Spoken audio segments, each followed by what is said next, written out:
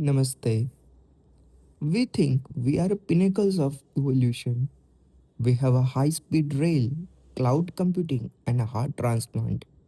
But physiologically, we are living in a body designed for a world that no longer exists. This is called evolutionary mismatch.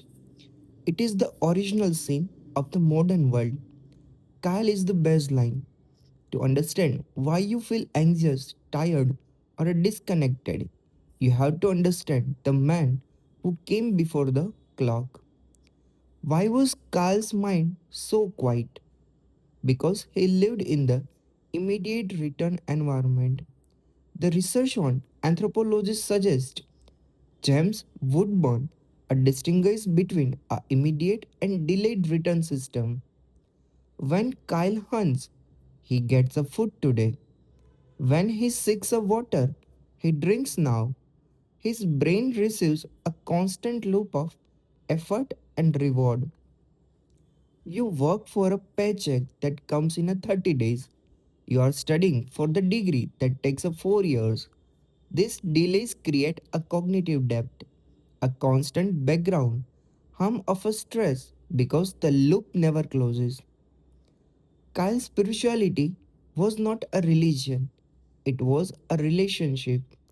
In the modern Zen, we struggle with the ego, the idea that I am separate from the world. Kyle didn't have this problem. Kyle practices animism. To him, the forest was a thou, not an it. Research in ecopsychology suggests that this lack of separation prevented the loneliness epidemic we are facing today.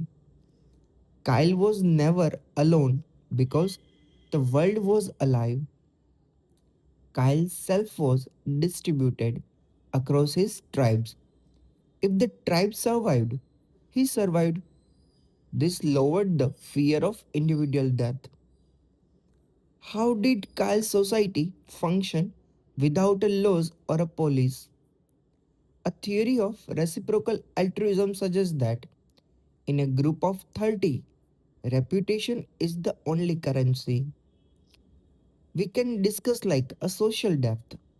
If Kyle is selfish, the tribe ignores him. If the Paleolithic social death was a literally a death sentence, this created a biological drive for a generosity. Let's see regarding a family aspect. Alloparenting. Kyle's children are not just his children, they belong to the tribe. This village approach to raising a human meant Kyle's parental stress was 80% lower than a modern father's. Look at how Kyle sits. He is not resting in the way we do. The deep squat keeps the pelvic floor strong and the spine aligned.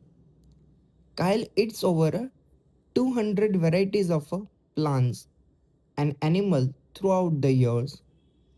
The modern human eats only roughly nearby 12. Kyle's gut microbiome is a diverse rainforest. Ours is a monoculture. The thermal stress of Kyle is anti-fragile. He gets a cold, he gets a hot. This hormetic pressure strengthens his immune system.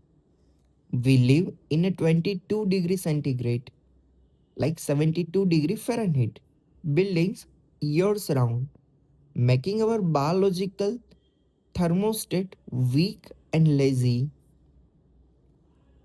Kyle's life was a dangerous. He might die from a simple infection or a predator's tooth.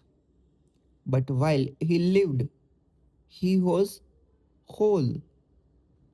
I do not know that what tomorrow brings, but my feet know this earth, my lungs know this air, and my tribe knows my name.